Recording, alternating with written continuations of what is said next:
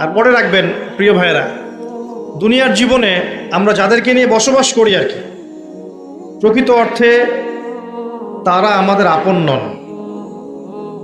আমাদের প্রকৃত আপন সত্তা হচ্ছেন আল্লাহ রাব্বুল আলামিন। আল্লাহর চেয়ে আপন আপনার কেউ নেই পৃথিবীতে। তো সেই আল্লাহকে আপন করে নেন, আপনি বুদ্ধিমান। আল্লাহকে বাদ দিয়ে অন্য সব কিছুকে আপন করে নেবেন, আপনার মৌতের পরে আপনাকে এরা ভুলে যাবে। আপনার মৃত্যুর পরে এরা আপনাকে খুব বেশি দিন মনে রাখবে বলে মনে হয় না, রাখলেও বছরে বছরে একদিন।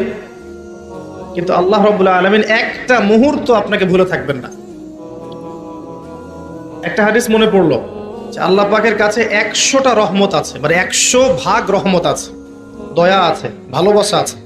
তার মধ্যে 1 ভাগ তিনি সৃষ্টি জগতের মধ্যে দিয়েছেন। ওই যে গাভী তার বাচ্চাকে চেটে পরিষ্কার করে না, কুকুর তার বাচ্চাকে দুধ খাওয়ায় না, ওই 1 ভাগ রহমতের জন্য, 1 ভাগ দয়ার কারণে। বাকি 99 ভাগ রহমত আল্লাহ পাক তার নিজের কাছে রেখেছেন, যেটা দিয়ে তিনি কিয়ামতের মাঠে বান্দার প্রতি রহম করবেন। আমরা আল্লাহর রহমত পাবো ইনশাল্লাহ। প্রয়োজন হচ্ছে তওবা করে ফিরে আসা। পাপ হবেই ভাই, জীবনে চলতে গেলে পাপ হবেই, উঠতে বসতে চলতে ফিরতে পাপ হতেই থাকবে, কিন্তু তওবাও হতে থাকবে ইনশাল্লাহ। যত পাপ তত তওবা, যত পাপ তত তওবা। আপনি ঠান্ডা মাথায় এভাবে একটা কাগজ নিয়ে বসেন বাসায়, কাগজ নিয়ে বসে আপনি হিসেব করেন যে মনে করেন, অঙ্ক করেন, মনে করেন আপনার হায়াত 60 বছর, কথার কথা চলে গেছে 30 বছর, বাকি আছে কত বছর? 30 বছর। শেষের 5 বছর মাইনাস করেন। এই 5 বছর আপনি চাইলেও মনের মতো আমল করতে পারবেন না, ঠিক আছে? শরীরে শক্তি থাকবে না, আপনার রোগ ব্যাধি থাকবে, ডায়াবেটিস, ক্যান্সার, হার্ট স্ট্রোক ইত্যাদি। নাউজুবিল্লাহ, আল্লাহ পাক হেফাজত করুন। থাকতে পারে, সম্ভাবনা কি বেশি না? 25 আছে আপনার কাছে। 25কে আপনি মাস দিয়ে গুণ করেন, দিন দিয়ে গুণ করেন, দিনের হিসাব পাবেন, পাবেন না? এখানে দাঁড়িয়ে হিসাব করেন আগের জীবনে কোন বছর থেকে আপনার নামাজ ফরজ হয়েছিল, কত বছরের নামাজ আপনি পড়েন নাই, কত বছরের রোজা আপনি রাখেননি, কত যাকাত ফরজ ছিল দেন নাই, ঠিক আছে? পাপের যেগুলো পাপ মনে পড়ছে লিখেন। আমি অমুকের সাথে জেনা করেছি, আমি অমুক দিন অমুক অমুক জায়গায় মদ খেয়েছি, আমি অমুককে হত্যা করেছি, আমি অমুককে পিটিয়েছি, আমি কিশোর গ্যাংয়ে ছিলাম, আমি ক্যাসিনোতে গিয়েছি, আমি এটা করেছি, এটা করেছি, লিস্ট করেন। প্রত্যেকটা পাপ দেখবেন, এক একটা পাপের জন্য আপনি আল্লাহর কাছে আলাদা আলাদা করে আল্লাহর কাছে দোয়ায় বলবেন, আল্লাহ আমি ওই পাপ করেছিলাম, আল্লাহ আমাকে মাফ করে দাও, আমি ওই পাপ থেকে তওবা করছি আল্লাহ, আর জীবনে কখনো এই পাপ করবো না ইনশাআল্লাহ। এরকম করে তওবা করেন, তওবাটাকে ফিল করতে পারবেন। খালি মুখে যদি বলেন আস্তাগফিরুল্লাহ ওয়া আতুবু ইলাইহি, ফিল করতে পারবেন না। আপনি লিখেন, বুঝবেন যে আপনি কি কি কি করেছেন জীবনে। করা যাবে না এটা, যেগুলো মনে পড়ছে করা যাবে কিন্তু। এরপরে ওযু করবেন, করে সুন্দর করে 2 রাকাত সালাত পড়বেন, পরে চোখের পানি ছেড়ে আল্লাহর কাছে কান্নাকাটি করবেন যে আল্লাহ এই কাজ আমি করেছিলাম, আমি প্রত্যেকটা কাজ আমি আল্লাহ স্বীকার করছি যে আমি এগুলো ভুল করেছি। আল্লাহ তুমি আমাকে যত নেয়ামত দিয়েছো সব নেয়ামত স্বীকার করছি আল্লাহ। আমি যত পাপ করেছি, তোমার অবাধ্য হয়েছি, সব স্বীকার করছি আল্লাহ, তুমি আমার পাপগুলোকে মাফ করে দাও। 1 মুহূর্তের মধ্যে আল্লাহ পাক মাফ করে দিবে ইনশাআল্লাহ তাআলা। শুধু তাই না, আল্লাহ পাক বলেছেন যে আল্লাহ পাক এই সমস্ত গুনাহগুলোকে নেকি দিয়ে পরিবর্তন করে দিবেন ইনশাআল্লাহ। ইল্লা মান তাবা ওয়া আমানা ওয়া আমিলা আমালান সালিহান, আছে না একটা সূরা ফুরকানে? ইল্লা মান তাবা ওয়া আমানা ওয়া আমিলা আমালান সালিহান। তারা নয় যারা তওবা করেছে এবং ঈমান এনেছে এবং বেশি বেশি সৎ আমল করেছে। উলাইকা ইউবাদদিলুল্লাহু সাইয়্যাতিহিম হাসানাত, এরাই তারা যাদের সমস্ত গুনাহকে আল্লাহ পাক নেকি দিয়ে পরিবর্তন করবে। শয়তান ধোঁকা দিবে আপনাকে, শয়তান বোঝাবে এত তাড়াতাড়ি কেন, এখনো সময় পড়ে আছে, পরে তওবা করুন, এত দ্রুত দিনের পথে আসতে হবে কেন, অনেক সময় পড়ে আছে, আগে পড়াশোনা শেষ করো, এসএসসি শেষ হোক, ইন্টার শেষ হোক, অনার্স শেষ হোক, মাস্টার্স শেষ হোক, একটা চাকরি আগে পাও, বিয়ে শাদী হোক, পরিবার হোক, শেষ বয়সে গিয়ে একটা হজ করে আলহাজ টাইটেল নিয়ে নেবো, ব্যাস হয়ে গেল। শয়তান আপনাকে বোঝাবে অনেক কিছু। মনে রাখবেন, ইন্নাশ শাইতানা কানা লিল ইনসানি আদুওয়াম মুবিনা, নিশ্চয়ই শয়তান মানুষের প্রকাশ্য স্পষ্ট শত্রু, এর ধোকায় পা দিবেন। আর ইবলিস অনেক স্মার্ট, কারণ তার অনেক বয়স হয়ে গেছে, সে অনেক প্রবীণ এবং প্রজ্ঞা অর্জন করেছে আর কি। সে কিন্তু অনেক স্মার্ট, সে জানে কিভাবে মানুষকে পদস্খলিত করতে হয়। সে মানুষকে নেক্সট সুরতেও ধোকা দিতে পারে। নেক্সট সুরতে মনে হচ্ছে ভালো কাজ করছি আমি, দেখবেন এই ভালো কাজের মধ্যেও দেখবেন ধোকা দিয়ে ফেলেছে, এত স্মার্ট। তো আমি যে পয়েন্টটাতে কথা বলছিলাম যে যুব সমাজকে যদি ইব্রাহিমের মতো, ইসমাঈল আলাইহিস সালামের মতো, মুহাম্মদ সাল্লাল্লাহু আলাইহি ওয়াসাল্লামের আদর্শে উজ্জীবিত হয়ে জীবন করতে হয়, প্রথমে তওবা করতে হবে। খালেস তওবা করে সমস্ত পাপ ছেড়ে দিয়ে বাকিটা জীবন, এই যে 25 বছরের টার্গেট করেন, এই 25 বছর আমি কি করতে চাই, আমার লাইফের গন্তব্য জান্নাত, জান্নাতে যেতে হলে আমার কি দরকার, আল্লাহর সন্তুষ্টি। আমি একটা জীবন পেয়েছি, এই 25 বছরের পর আমি আর থাকবো না পৃথিবীতে, এই সময়টুকুতে আমি কি করতে পারি নিজের জন্যে, নিজের পরিবারের জন্যে, আমার পরবর্তী প্রজন্মের জন্যে, ঠিক আছে, আমার উম্মার জন্যে, দেশের জন্যে বা রাষ্ট্রের জন্যে আমি কি করতে পারি, প্ল্যান করতে হবে। আমি কি কি পড়বো, এখন কোন কোন বই পড়বো, কোন কোন সাবজেক্ট পড়বো। পড়াশোনা করতে হলে আমাকে কার কার কাছে যেতে হবে লিখে ফেলেন। পড়াশোনার পরে আমি কিভাবে আমল করব, দিন রাত কেমন করে গোছাবো, 24 ঘন্টা রুটিন করে ফেলেন। তারপরে আপনার রিজিকের দরকার, আমি কি রিজিক চাচ্ছি, হালাল না হারাম, আমি হালাল চাচ্ছি। হালাল যদি চাই, আমি হালাল জব খুঁজবো, হালাল ব্যবসা করব, হালাল কৃষিভিত্তিক কাজ করব, হালাল কিছু করব, হারামে যাব না। প্রত্যেকটা কাজ ক্যালকুলেশন করে করেন। বিয়ে করবো, এরপর আমি কাকে বিয়ে করব, এই জিন্স এবং টি শার্ট পরা মেয়েকে নাকি একটা পর্দাশীল মুত্তাকি মেয়েকে? যে মুত্তাকি মেয়েকে টিক চিহ্ন দিলেন, এবার আসেন মুত্তাকি মেয়ে খুঁজতে হবে। মুত্তাকি মেয়ে ফেসবুকে পাওয়া যাবে না, ওই মেসেঞ্জারে পাওয়া যাবে না, হোয়াটসঅ্যাপে, ইমো, ভাইবারে পাওয়া যাবে না, ওইখানে যোগাযোগ করতে হবে। উপরে যোগাযোগ করে বলতে হবে, রব্বানা, বলেন, হাবলানা মিন আজওয়াজিনা ওয়া যুররিয়াতিনা কুররাতা আয়ুন ওয়াজআলনা লিল মুত্তাকিনা ইমামা। সূরা ফুরকান শেষের দিকে আছে। এই দোয়া করতে থাকেন আল্লাহর কাছে, আল্লাহ পাক মিলাই দিবেন ইনশাআল্লাহ আযজা ওয়া জাল। ভুলেও এই জিন্স এবং গেঞ্জি সংস্কৃতির মেয়েকে ঘরে তুলেন না, এই আপনার পরিবারটা জাহান্নামের টুকরা হয়ে যাবে। এই কাজ ভুলেও করতে যায় না।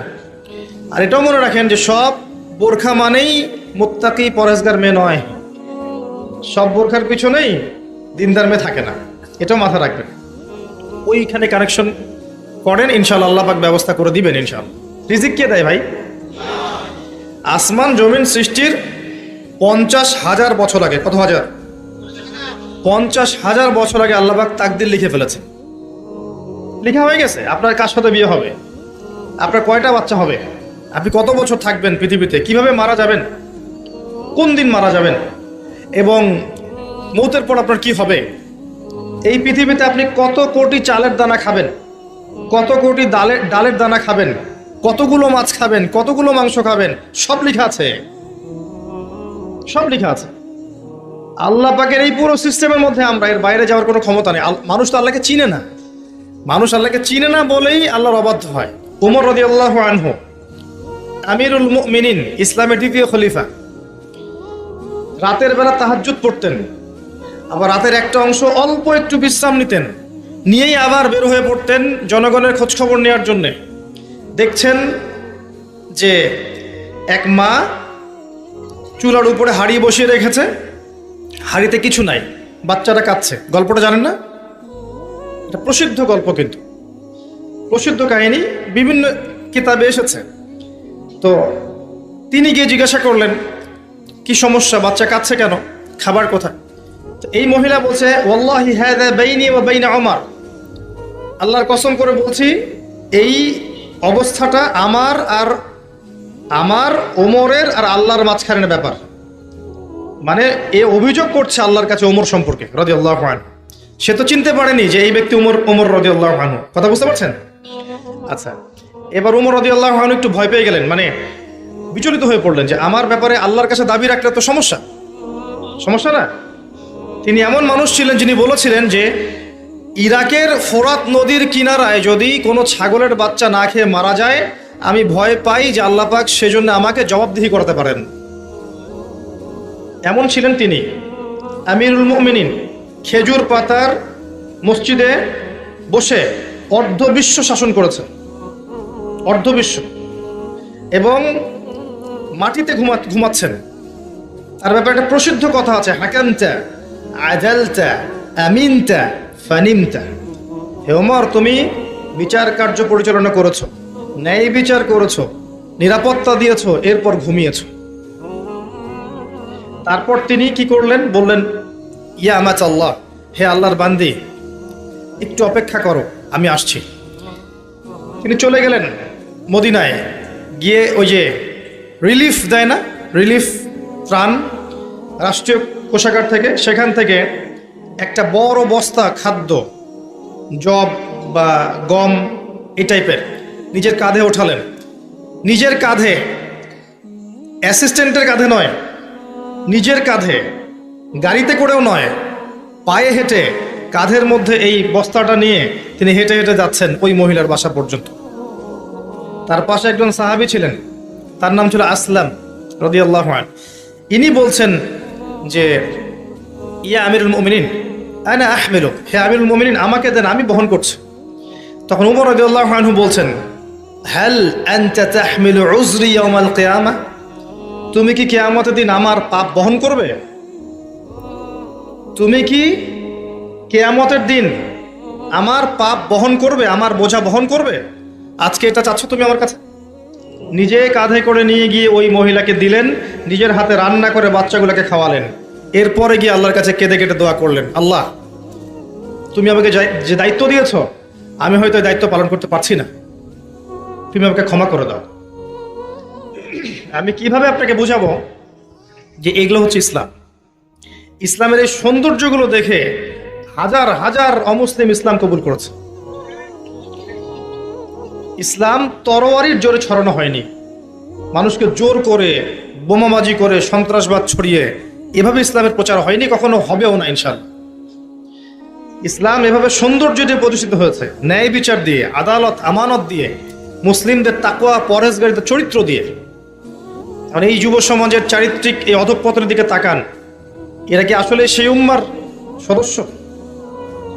আদৌ কি আমরা উমর রাদিয়াল্লাহু আনহুর উত্তরসূরি, আবু বকর, ওসমান, আলীর উত্তরসূরি, খালিদ বিন ওয়ালিদ, তারিক বিন জিয়াদ, যায়েদ ইবনে হারেসা, জাফর ইবনে আবি তালেব, আব্দুল্লাহ বিন রওয়াহা, তাদের অনুসারী, বদর এবং উহুদের সাহাবীদের মতো আমরা? আমাদের উচিত নিজের চেহারা আগে আয়নায় দেখা, কারণ প্রত্যেকটা নফসকে মৌতের স্বাদ গ্রহণ করতে হবে। ফাইন্নামা তুওয়াফাউনা উজুরাকুম ইয়াউমাল কিয়ামা, এরপর কিয়ামতের মাঠে তোমাদেরকে পূর্ণ প্রতিদান দেয়া হবে। ফামান যুহজিহা আনিন নার ওয়া উদখিলাল জান্নাতা ফাকাদ ফাজ, ওই দিন যাকে জাহান্নাম থেকে বাঁচানো হবে এবং জান্নাতে প্রবেশ করানো হবে, একমাত্র সে ব্যক্তি সফল, আর কেউ সফল নয়। তাই আমি যুব সমাজকে আমার হৃদয়ের অন্তঃস্থল থেকে অনুরোধ করব, এই যে সময় নষ্ট করা, অহেতুক পড়াশোনায় ফাঁকি দেওয়া, আপনার ইসলামের বেসিক জিনিসগুলো না শেখা, কোরআন হাদিস না পড়া, রোজা না রাখা, নামাজ না পড়া, কোরআন তেলাওয়াত না করা, আল্লাহর জিকির আজগার না করা, সারাটা দিন এই যে ফেসবুকিং, ইউটিউবিং, আপনার পাবজি, আপনার টিকটক, এই যে আপনার আর কি আছে, এই যে পর্নোগ্রাফি, আপনার অশ্লীল সাইটগুলোকে ভিজিট করা, মেয়েদের সাথে চ্যাটিং করা, গার্লফ্রেন্ডের সাথে ডেটিংয়ে যাওয়া, জিনা করা, মাদকদ্রব্য সেবন করা, এই যে পশ্চিমাদের নোংরা সংস্কৃতিতে অভ্যস্ত হয়ে গেছেন, আল্লাহর ওয়াস্তে এখান থেকে তওবা করে ফিরে আসেন। ফিরে আসেন, আপনার জন্য দুইটা সুসংবাদ। একটা হচ্ছে, নবী সাল্লাল্লাহু আলাইহি ওয়াসাল্লাম বলেছেন, কিয়ামতের মাঠে আল্লাহ পাক 7 শ্রেণীর মানুষকে আল্লাহর আরশের ছায়ায় ছায়া দিবেন, যেদিন ওই ছায়া ছাড়া অন্য কোনো ছায়া থাকবে না। তার মধ্যে এক শ্রেণী হচ্ছে যে যুবক সমাজ বা যুবক শ্রেণী, যুবতীয় পর্বের মধ্যে, যারা তাদের যৌবনকালটাকে আল্লাহর রাস্তায় বিলিয়ে দিয়েছে।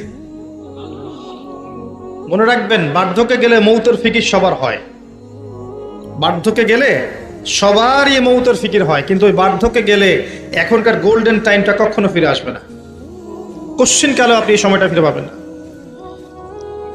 আরেকটা হচ্ছে যে আল্লাহ পাক সেই যুবককে দেখে বিস্মিত বোধ করেন, যেই যুবক তার প্রবৃত্তির চাহিদাকে দমন করেছে এবং যৌবনকালটাকে আল্লাহর পথে দিয়ে দিয়েছে।